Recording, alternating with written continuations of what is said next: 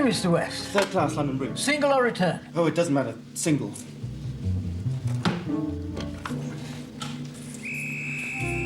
Quickly. Quickly.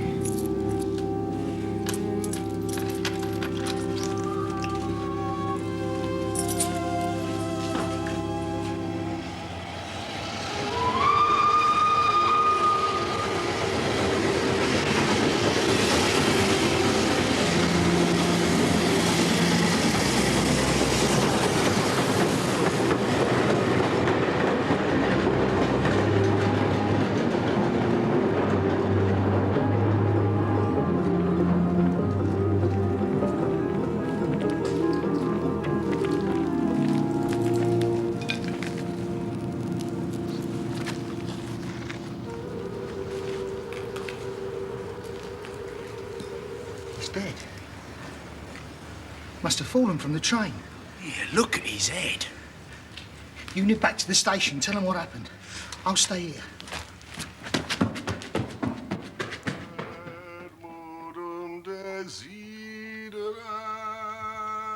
Quorum desiderat, cevus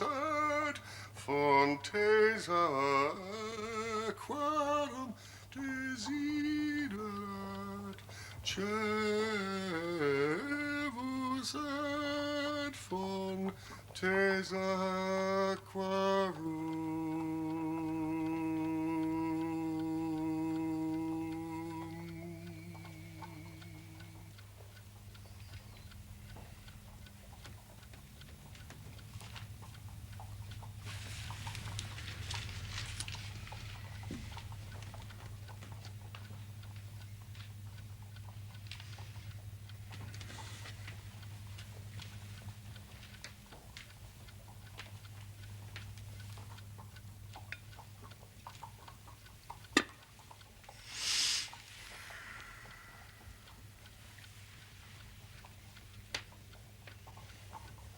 It's a real pea souper.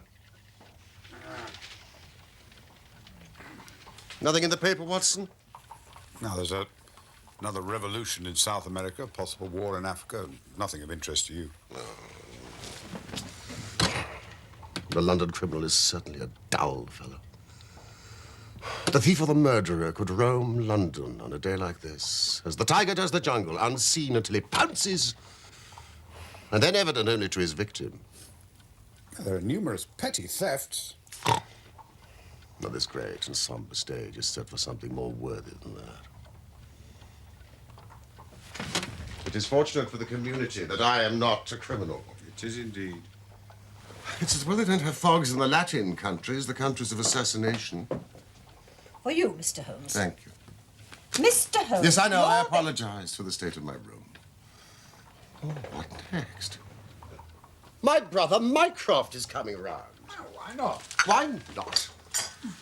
It's as if you met a tram car coming down a country lane. Mycroft has his lines and he runs on them. Pall Mall Lodgings, the Diogenes Club, Whitehall, that's his cycle. Once, only once has he ever been here. I mean, what upheaval can possibly have derailed him? Must see you over Cadogan West coming at once. Cadogan West? I've heard the name. It of course nothing to my mind. Mycroft breaking out in this erratic fashion. It's extraordinary. Watson, you do know what Mycroft is. I seem to remember at the time of that affair, the Greek interpreter, you told me that he had some small office under the British government. I didn't know you quite so well in those days. His position is unique. He's made it for himself. There's never been anything like it before, nor will be again. He has the tidiest and most orderly brain, with the greatest capacity for storing facts of any man living. The conclusions of every government department are passed to him. He is the central exchange, which makes out the balance. All other men are specialists. His specialism is omniscience. Time and time again, Mycroft's word has decided national policy. Oh, then Jupiter himself is descending upon us today. Yes, indeed. No trace of Cadogan West. West. I have it. Yes, Cadogan West. Cadogan West was the young man who was found dead on the underground. on Tuesday morning. Oh, yes. It was a featureless case, as I remember. Young man killed falling from a moving train. No robbery, no violence. Watson, rather micro. Oh. That looks like our old friend Inspector Bradstreet. Why should he bring a policeman with him? Ah, here we are. Cadogan West. Clerk at the Woolwich Arsenal, 27, unmarried. Government employee. Behold the link with my brother Mycroft. Sherlock? Mycroft!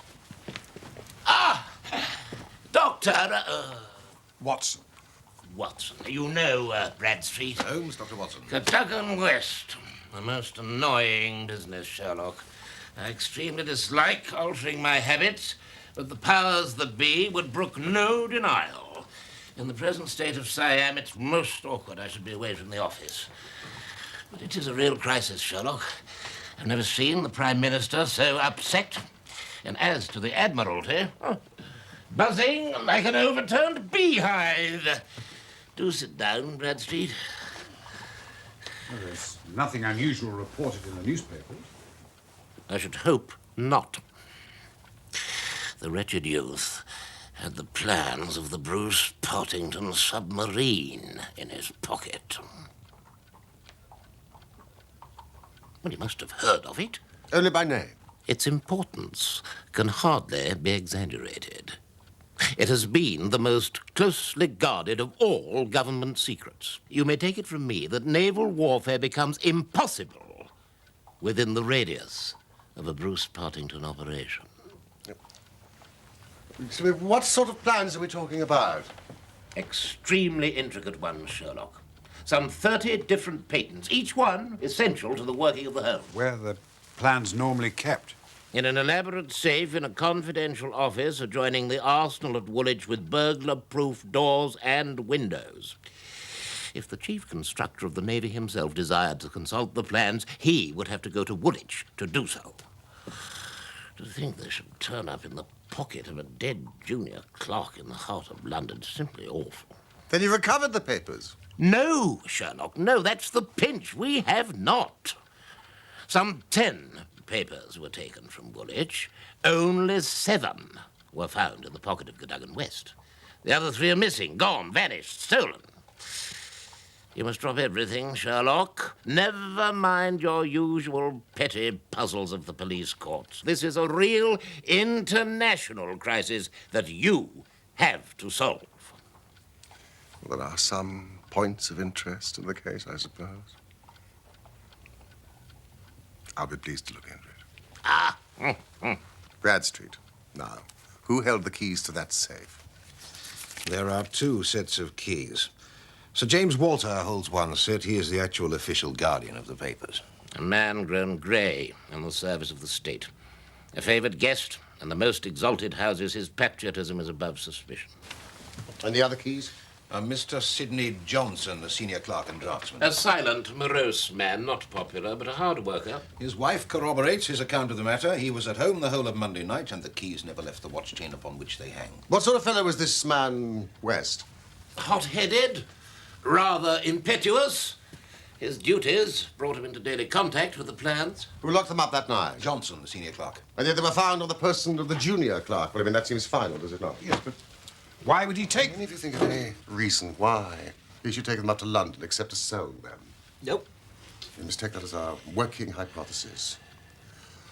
West could only have done this with false keys. He opens the safe, takes out some papers, goes up to London to see a foreign agent. He has to have them back before morning, or the loss will be discovered. He took away 10, 7 were in his pocket. What became of the other 3? He certainly wouldn't leave them of his own free will. It all seems perfectly clear to me. As you say, Mr. Holmes, West stole the plans in order to sell them. He met the agent, but they could not agree as to a price. So West returned home again, but the agent followed him.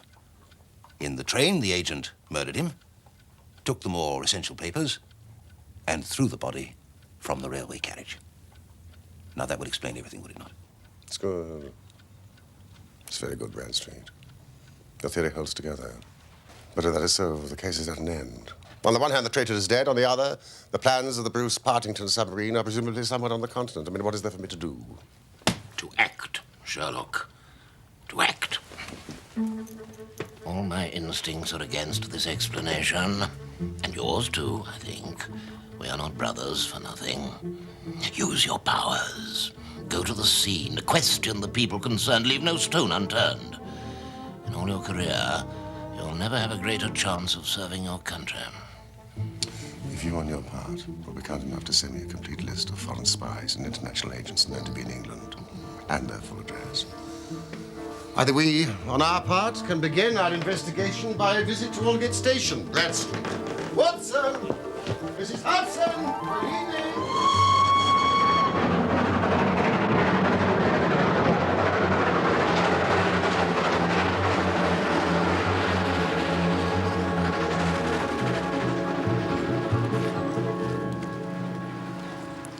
When was the body found? Near enough to 6 o'clock, sir, Tuesday morning. He must have fallen from a train sometime Monday night. Have the carriages been examined for any signs of violence? No such trace of violence has been found. A report of a door found open. We can tell the approximate time that he entered the train from his ticket. There was no ticket on the body. That is really very singular. In my experience, it is not possible to reach the platform of the Metropolitan line without exhibiting one's ticket. Is that not so? Quite correct, sir. Surely the murderer would have removed the ticket before throwing West from the train so as not to reveal the name of the station nearest his place of residence. I think the doctor has it. What else did he have in his possession, besides the fatal papers and no ticket? Usual things. Pocketbook, note case, checkbook. Oh, and 2 tickets for the dress circle of the Woolwich Theatre for that very evening. It appears that West was to have attended the performance in the company of his fiancée, Miss Violet Westbury. She was the last person to see him alive on the fatal night. They were walking to the theatre together in the fog when he suddenly left her. Suddenly, without explanation? No. There appears to be no bleeding on the line. Well, there was hardly any trace of blood to be found. Yes, I gather there was a considerable wound consistent with a man falling from a moving train. Well, it was a terrible thing to see, sir. The head was knocked right in and the bone crushed. And yet there was no great external injury. Everyone would expect some blood. Now, the line runs northeast. Yes, the track divides here, sir. And there's a branch line goes south under the river to rather higher than New Cross. The points.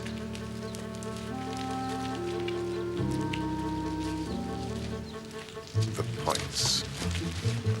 I suppose there are no great number of points in a system such as this. There are very few, sir. Points. And a girl. Oh, by Jove. If it were only so. What is it? Holmes, do you have a clue? No, it's an idea, Bradstreet. An indication. But the case certainly grows in interest. It's unique. Perfectly unique. And yet, why not?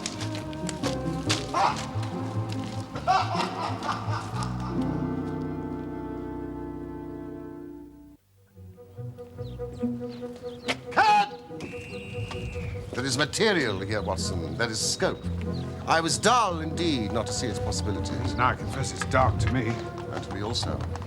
But I now have hold of an idea which may lead us far. Now, I think Sir James, the guardian of the plans, claims our first attention. Plumstead Hall!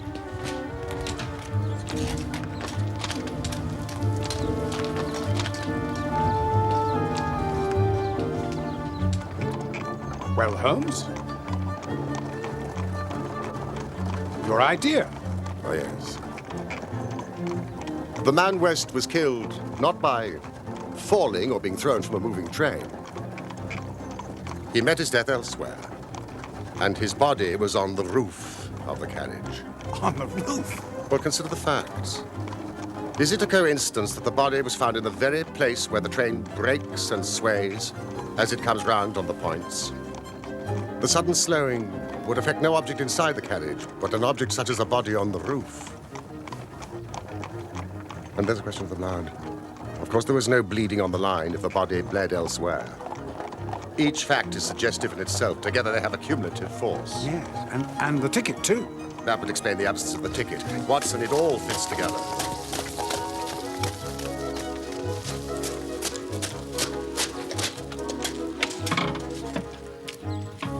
Please wait.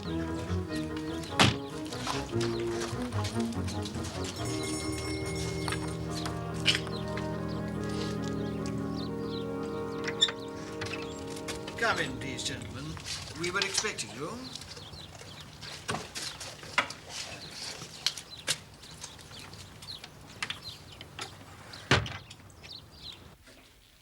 This way, please, gentlemen.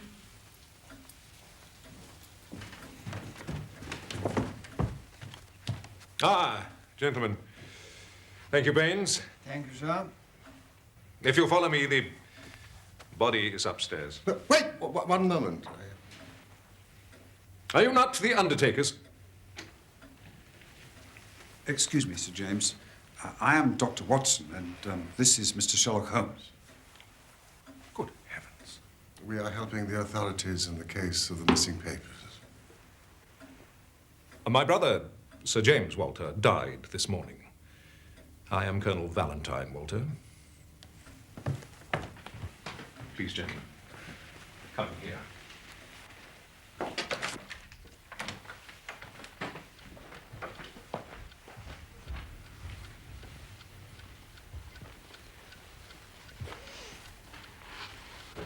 We are very sorry, sir. Thank you. I'm afraid it has been a great shock. But may I ask, how did your brother die? It was this horrible scandal. My brother was a man of very sensitive honor. He was fiercely proud of the efficiency of his department. The theft of the plans was a crushing blow. It broke his heart. We were hoping Sir James might have been able to help. I assure you, it was as much a mystery to him as it is to all of us. Naturally, he had no doubt that West was guilty, but why he should have done such a thing? Now, of course, we shall never know. So, you can throw no light on the matter? Me? I'm afraid I know nothing save what I've read or heard. And you never met Cadogan West? No, I have not been back in the country long. My brother's work was of a highly confidential nature. He did not discuss it with me.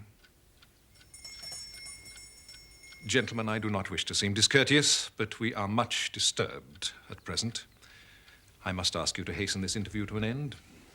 Of course. We're so sorry to have caused you so much trouble.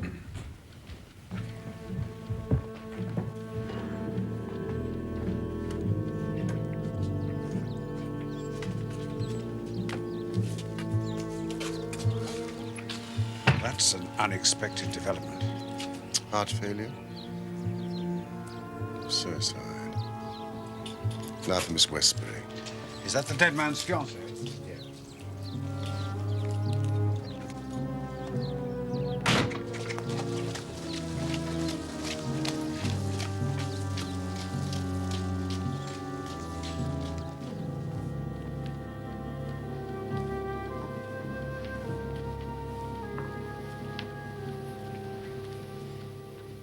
I cannot explain it, Mr. Holmes. I haven't closed my eyes since the tragedy. Thinking and thinking and thinking what the true meaning of it can be. Do sit down.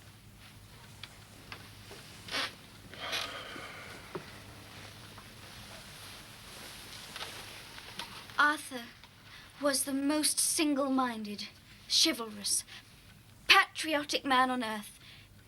He would have cut off his right hand rather than sell a state secret confided to his keeping. It's absurd, impossible, preposterous to anyone who knew him. No, the facts, Miss Westbury. Was he in want of money? No. His needs were very simple, and his salary was sufficient. He'd saved a few hundreds, and we were to marry at the new year. Was there any sign of mental excitement? Come, Miss Westbury. Be absolutely frank with us. I had a feeling There was something on his mind. For long? Only the last week or two. Once I asked him about it. It is too serious to speak about even to you, he said. Go on, Miss Westbury. I mean, even if it seems to tell against him, we cannot say where it may lead us. He spoke one evening about a secret. I think he said that no doubt foreign spies would pay a great deal to have it. He said that we were slack about such matters and it would be easy for a traitor to get hold of the plans. Oh, Mr. Holmes, if you could only save his honor. It was so much to him. Well, I'll do what I can. Now, please tell us about that last evening. It was Monday night. And we were to go to the theater.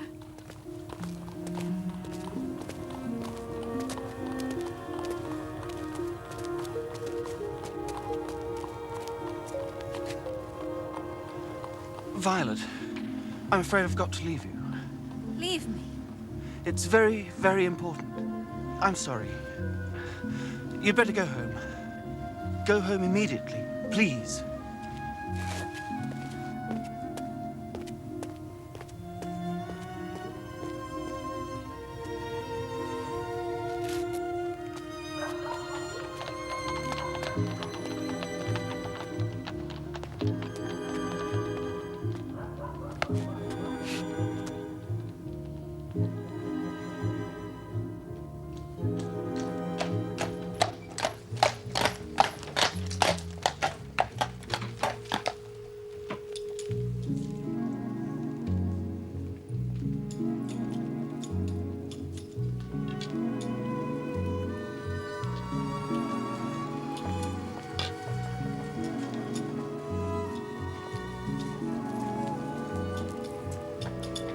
It was just him, Mr. Holmes. And he disappeared without any explanation. Yes. You are sure this is the exact spot? Yes. We often used to meet here when we were courting. You see, that's the building where he used to work. Ah. That was the last time I saw him. Oh, Watson, would you be so kind as to take Miss Westbury home in the car?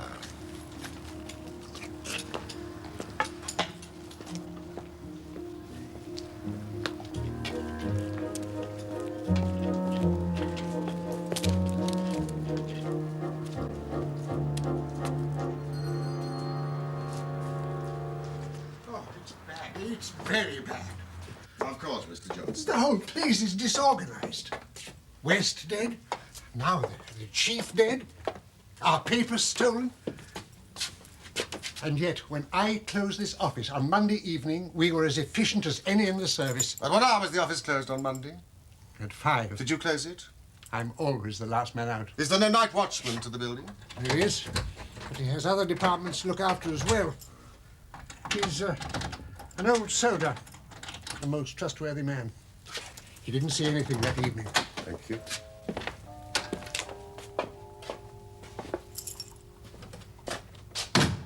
When you closed the office, where were the plans? In that safe. I put them there myself.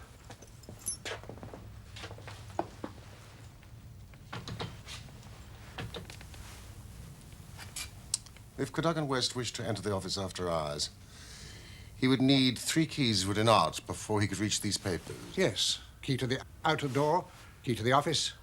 I got the key of the safe. And only you and Sir James Walter had those keys? Yes, indeed. Sir James kept all 3 keys on one ring. They never left him. And, of course, your keys never left your possession? Never. Sir, if Cadogan West is the culprit, he must have had duplicates. Oh, he's the culprit, all right. It's dreadful to think that West, of all people, should have done such a thing. You're sure of his guilt? I see no other way. He was getting married. He wanted the money. Oh, yes. He's your man. Mr. Johnson, if someone desired to sell the plans, surely it'd be easier to make copies than to take the originals. It would need considerable technical knowledge. May I see these? And of course, you and West and Sir James Walter had that knowledge. That may be so, but don't try to drag me into this matter, Mr. Holmes. The plans were found on West. It is certainly singular that he should risk taking the originals when he could have safely taken copies. Perhaps it was a matter of time. Ah, yes, time.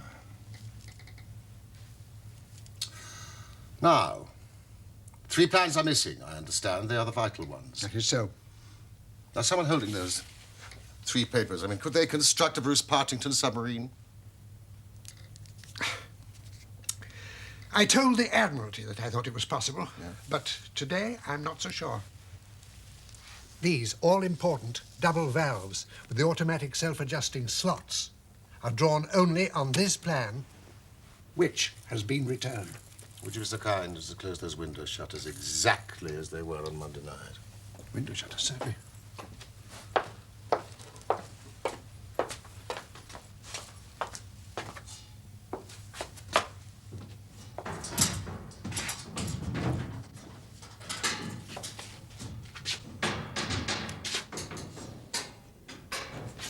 Thank you so much.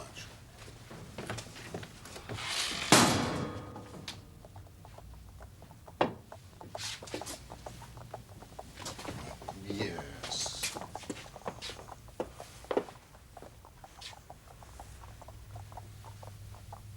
No, I think I'll take a little stroll outside. Oh, please don't trouble yourself. I can find my own way.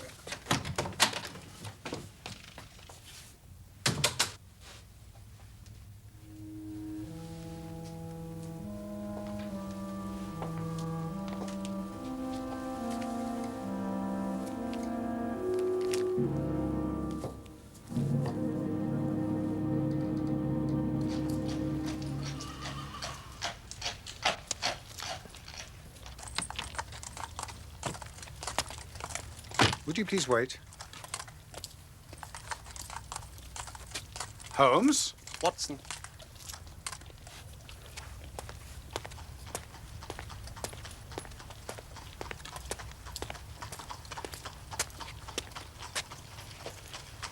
Look at this. The bushes have been broken. Now look at the windows behind me. The shutters don't meet in the center. As you say, don't meet. Interesting, don't you think?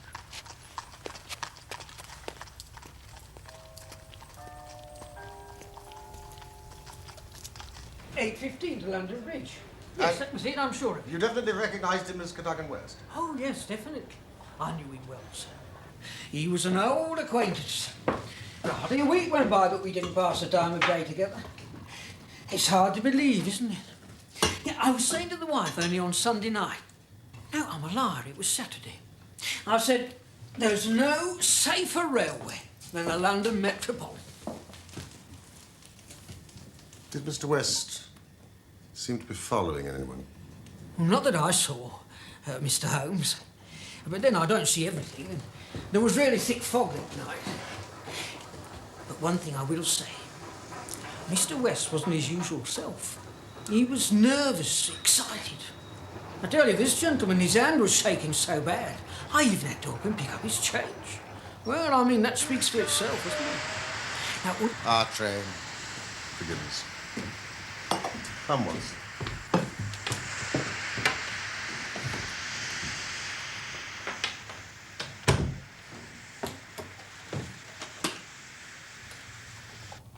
Come in. Mr. Holmes?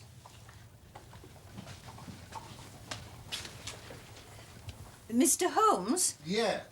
Whilst you were away, a message came for you from the government. From the government? An official gentleman in a special carriage. He said I wasn't to let this out of my sight until I placed it into your own hands. Mrs. Hudson, you are a most faithful watchdog. Oh. That's my brother Mycroft. He writes like a drunken crab. You'd better read it. Doctors are more used to hieroglyphics than normal human beings. Oh, can't read the first bit. Something about small fry and very big affair. Ah, here we are. Only men worth considering. Adolf Meyer. 13 Great George Street. Doubt it's him. Not his style. Oh, Mrs. Hudson! Louis Laloffiere. Camden Mansions, Notting Hill. No, that's another old friend, Mrs. Hudson. You know, you're hideously in the way. I'm sorry, sir, but I only have one pair of Now, hats. please, disappear. Right, what? Hugo Oberstein, 13 Caulfield Gardens, Kensington. Known to be in town on Monday, now reported to have left. The Cabinet awaits your final report with the utmost anxiety. The whole force of the state is at your back if you should need it. Mycroft. All the Queen's horses and all the Queen's men cannot avail us in this matter.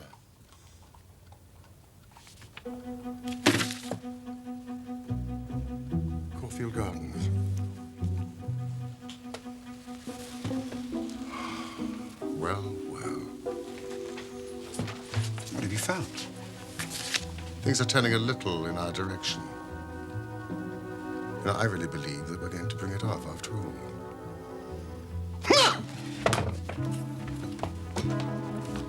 I'm going out. When will you be back? I've no idea, but I promise I will do nothing serious without my trusted comrade and biographer at my elbow.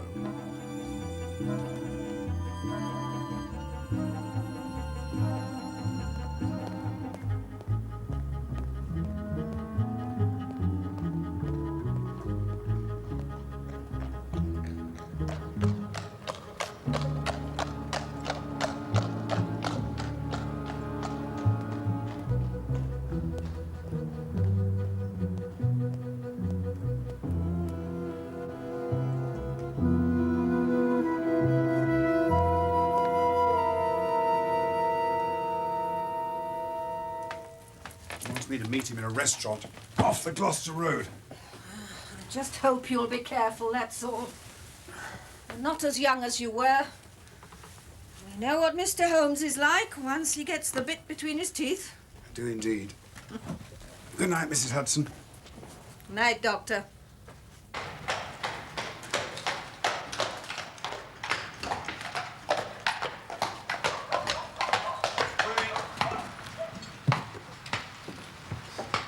Thank you. Thank you, sir.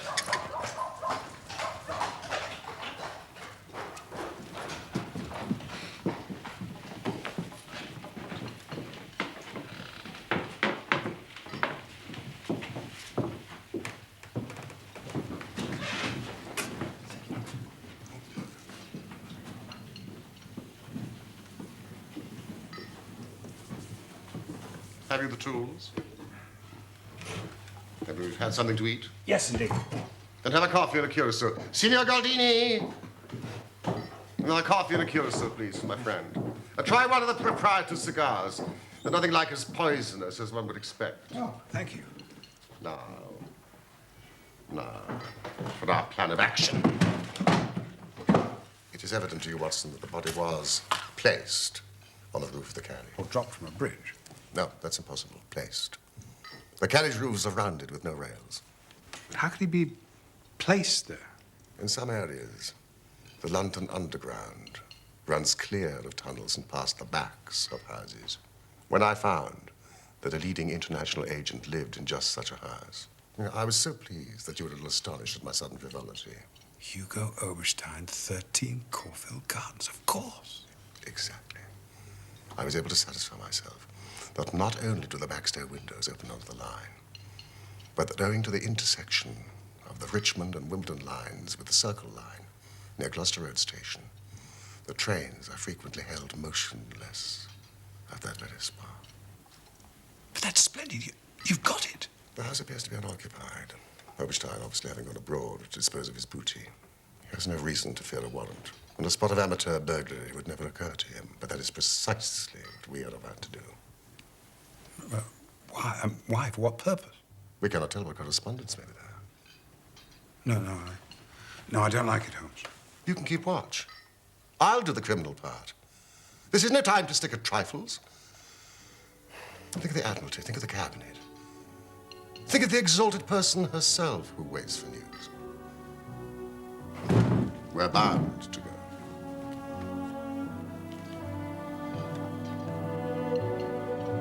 I knew you wouldn't shrink at the last.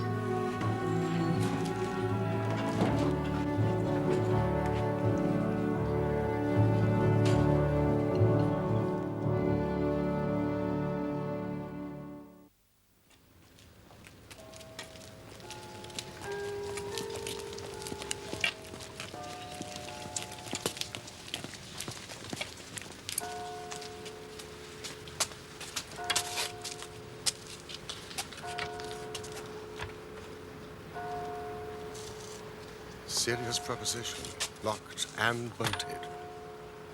We may do better in the area.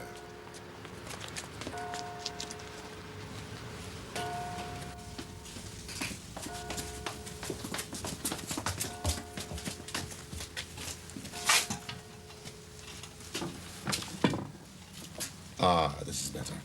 Gently.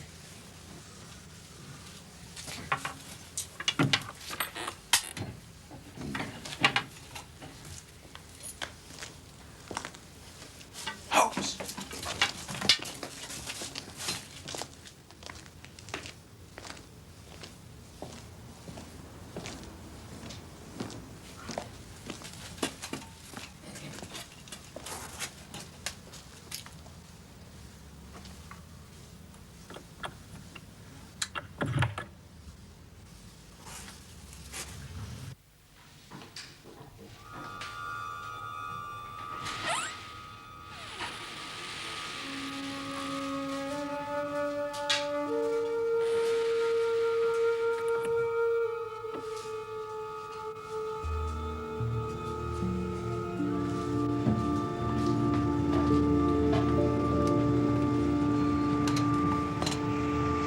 Don't touch us.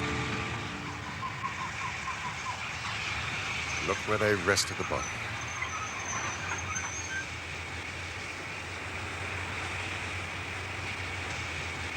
Blood.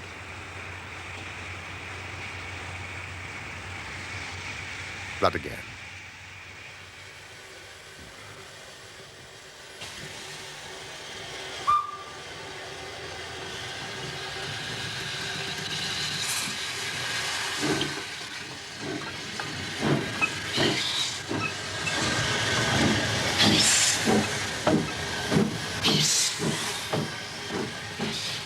What do you think of that? Masterpiece.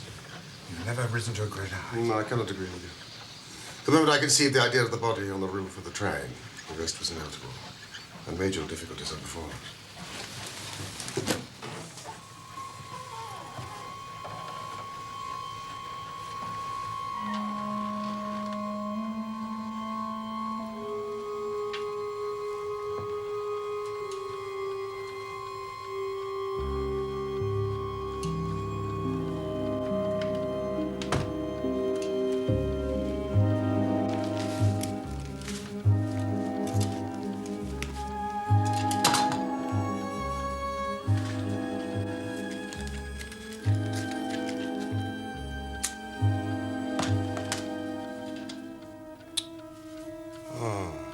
Fresh blotting paper, cunning fellow. He's covered his tracks.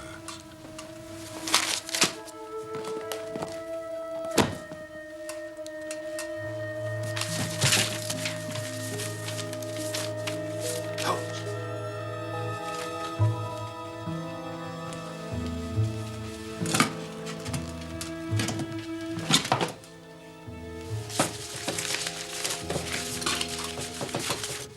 Means nothing.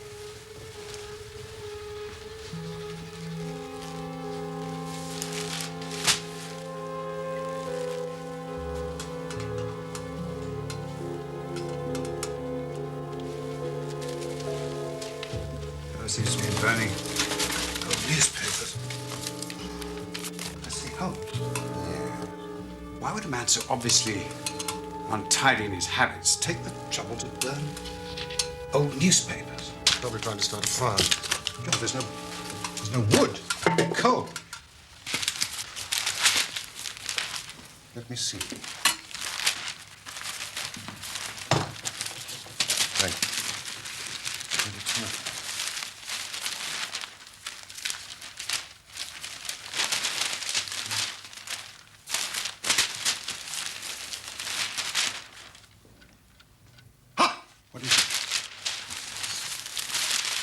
Well done, well done indeed. I think we have our man. Would you look in the agony column of the two remaining copies of the Daily Telegraph, and I think you will find a message from someone calling himself Pierrot. Pierrot. Ah, here we are.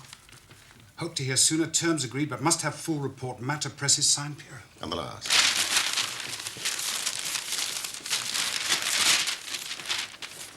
Yes, by Jove. Monday night after 9, 2 taps, only ourselves, payment in hard cash when goods delivered.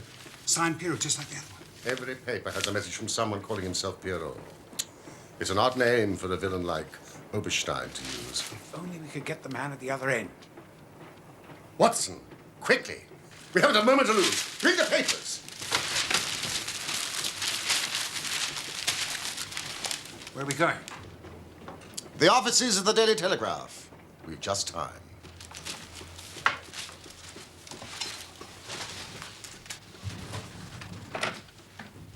Splendid, Sherlock. Splendid.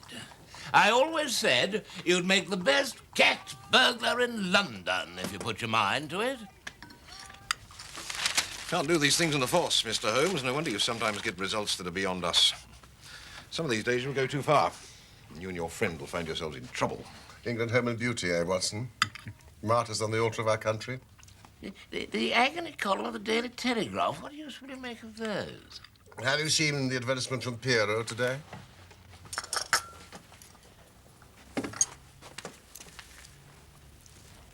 Tonight, same hour, same place, 2 taps, most vitally important, your own safety at stake. Signed, Pierrot. By George, if he answers that, we've got him.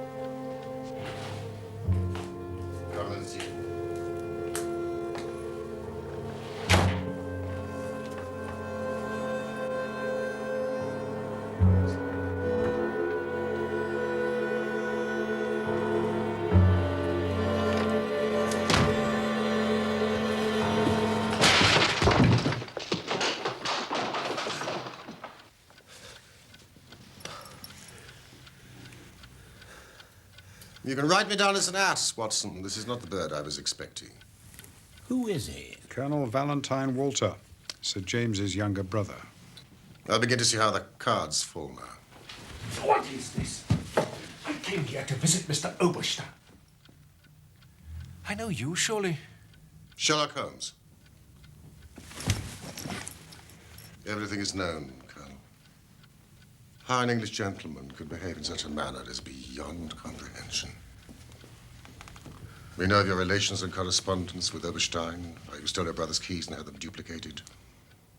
We know you went to Admiralty office on Monday night and was seen by Cadogan West, leaving all his private concerns, being the good citizen that he was. He followed you closely in the fog, halfway across London, until you reached this very house. It was then, Colonel Walter, that to treason you added the terrible crime of murder. I did not. I did not. Before God, I swear I did not. Then tell us how Arthur Cadogan West met his end before you placed his body on the roof of the railway carriage. He followed me as you describe. But until I was at the very door of this house, I did not know it.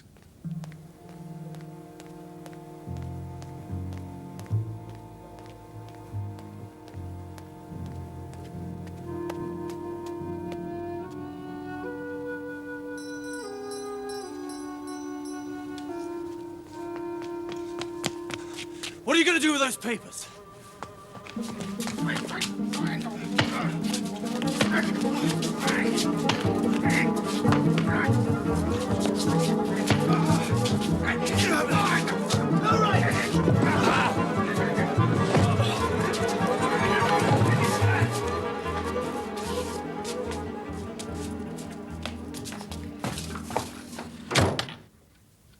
He hit his head on the marble floor.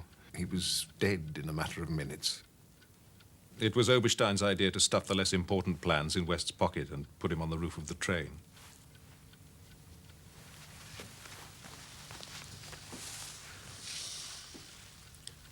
What made you turn traitor, Colonel? A stock exchange debt had to be paid. I needed the money badly. Oberstein offered me 5,000. It was to save myself from ruin and disgrace. My brother used to discuss matters with me which he probably should not have done. This submarine, for instance. How could he ever guess his own brother would betray him? That was the worst of all. He suspected me, I know he did. I read it in his eyes. And after this West business, he never held up his head again. Can you not make reparation? To ease your conscience and possibly your punishment. What reparation can I make? Where is Oberstein with the papers? I do not know. He said that letters to the Hotel du Louvre in Paris would reach him. Ah. Well, then it is possible for you to help us.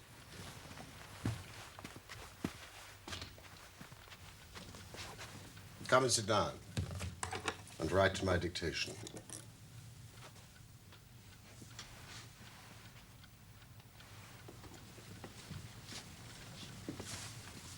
Dear sir, in regard to our transaction, you have now observed that one essential detail is missing, but I have a tracing that will make it complete. Is that true, Sherlock? Quite true. What essential detail is missing? The double valves. And automatic self-adjusting slots. Good heavens, how on earth did you know that? I've become quite a submarine expert, brother mine. Now, Colonel, what would be your terms? I must ask you for a further £500. English notes, please.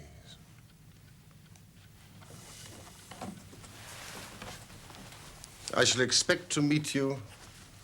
No, we can hardly say here. Oberstein would suspect a trap. The foyer of the Charing Cross Hotel. Its proximity to the railway station renders it extremely popular amongst the international spy fraternity. Yeah. Did you get that, Colonel? Noon, Saturday next. I should be very much surprised if that does not fetch our man.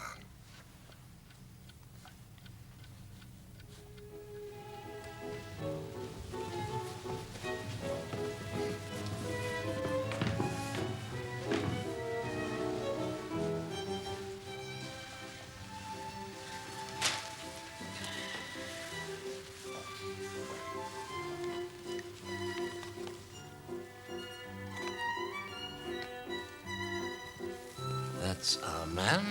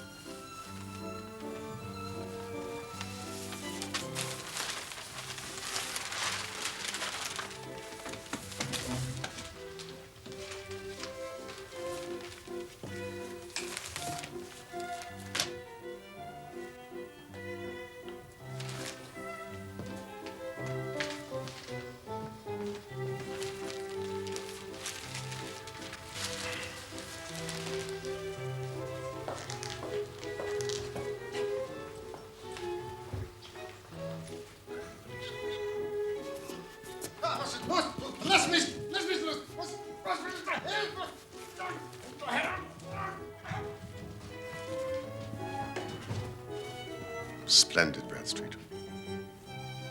But our traitor has flown. Well, I'll be damned the cheek of the fella. Good right, gentlemen. We're keeping him on a long lead. There's an R in the month, and the Diogenes Club has the most excellent oysters. I should like both you gentlemen to be my guests. Come along, Sherlock.